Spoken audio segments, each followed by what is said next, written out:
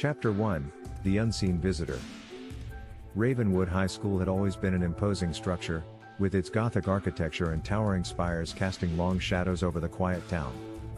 The school's grandeur, once a source of pride, had become a breeding ground for whispers and rumors.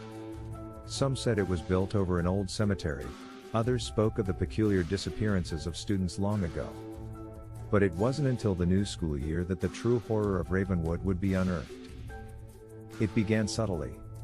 Students reported cold spots in the hallways, flickering lights that danced to an eerie rhythm, and a growing sense of unease that seemed to cling to the very walls. But it was Emily Carter, a junior with a penchant for the macabre, who first felt the true weight of the school's malevolent presence. One crisp autumn afternoon, Emily stayed late at school to finish a project in the library. The air was heavy with the scent of old books and dust. She was alone, save for the whisper of pages turning and the occasional groan of the ancient building. As she worked, she felt a chill brush against her neck, and the hairs on her arms stood on end. She looked up to find the source of the draft but saw nothing. Dismissing it as her imagination, she continued working. Suddenly, she heard a soft, rhythmic tapping coming from the back of the library. The sound was peculiar, too deliberate to be random.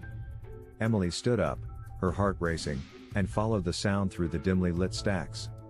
Her flashlight beam cut through the darkness, illuminating the rows of forgotten books and ancient shelves. At the very back of the library, she found an old, dusty tome lying open on a table.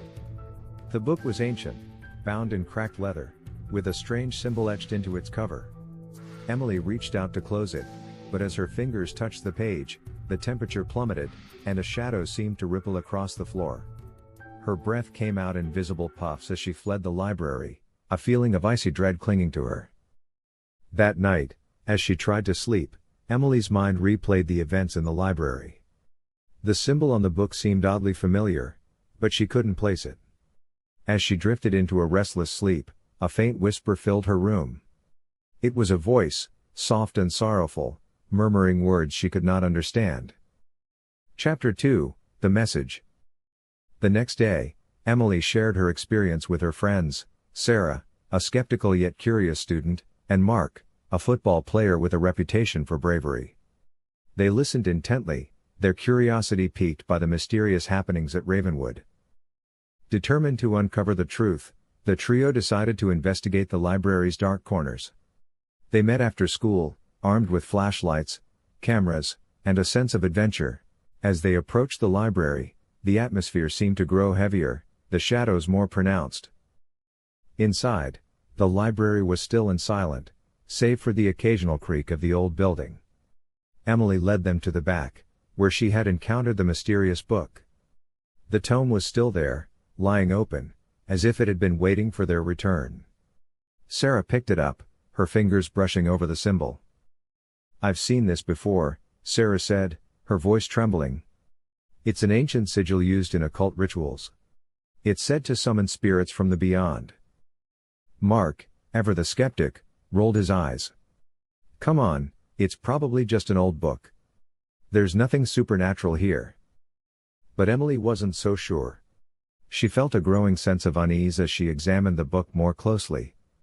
The pages were filled with cryptic symbols and strange incantations. As they leafed through the pages, they came across a passage that made their blood run cold.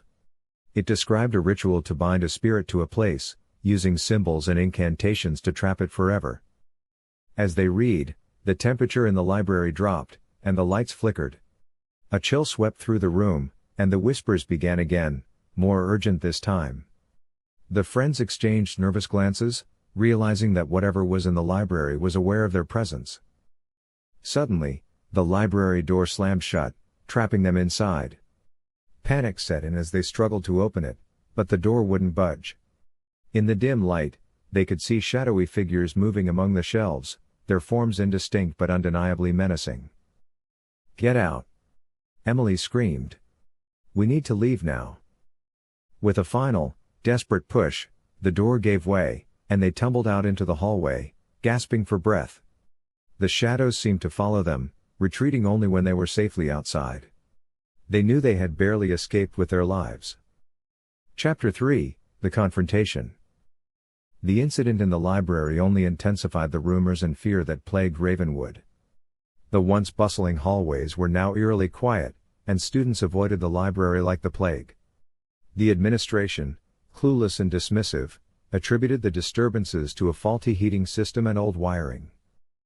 But Emily, Sarah, and Mark were not convinced. They were determined to uncover the truth behind the haunting and put an end to the terror that gripped their school. They delved into the school's history, researching old records and talking to former students and faculty. Their investigation revealed a dark chapter in Ravenwood's past. Decades ago, the school had been the site of a series of tragic events involving a student who had gone missing under mysterious circumstances. The student's name was Lydia Hart, and according to the records, she had been a victim of a cruel prank that led to her untimely death. Her spirit was rumored to haunt the school, seeking vengeance. Emily and her friends realized that Lydia's spirit was likely bound to the school by the ritual described in the book. Determined to help the restless soul, they sought out a local historian who specialized in the occult. The historian, a wizened old man named Arthur, agreed to help them. Arthur explained that to break the binding ritual, they would need to perform a counter-ritual, using the same symbols and incantations that had trapped Lydia's spirit. With his guidance, they prepared for the ritual, gathering the necessary items and setting up a makeshift altar in the library. As night fell, they returned to the library, their hearts pounding with a mix of fear and determination. The air was thick with anticipation as they began the ritual. The shadows in the library seemed to grow darker, swirling around them like a living entity. The ritual was intense, requiring precise incantations and careful placement of symbols. The temperature dropped significantly, and the whispers grew louder, converging on their location. Lydia's spirit seemed to manifest, her presence felt in the cold and darkness that enveloped them. Emily, Sarah, and Mark continued the ritual, their voices steady despite their growing terror. As they completed the final incantation, the library was suddenly filled with a blinding light. The shadows recoiled, and Lydia's spirit let out a mournful cry before dissipating into the ether. The library fell silent, the oppressive atmosphere lifting. Exhausted but relieved, the friends knew they had succeeded. Lydia's spirit was free, and the hauntings at Ravenwood High had come to an end. Chapter 4, The Aftermath. The following days brought a welcome calm to Ravenwood High. The disturbances ceased, and the students slowly returned to their normal routines. The library, once a place of fear, was now a sanctuary of learning. Emily, Sarah, and Mark were hailed as heroes, their bravery and determination having put an end to the terror that had plagued their school. But the experience had changed them. The haunting had left its mark, and they carried the weight of what they had witnessed with them. Emily often found herself staring into the darkness, her thoughts haunted by the whispers and shadows that had nearly claimed her. Despite the return to normalcy, the school's history was forever altered by the events. Arthur, the historian, published a book about the haunting, ensuring that the story of Lydia Hart and the haunting of Ravenwood High would be remembered. Emily, Sarah, and Mark moved on with their lives, but they remained close, bonded by the shared experience. They knew that the darkness they had faced was a reminder of the thin veil between the world of the living and the supernatural. Chapter 5, The Legacy.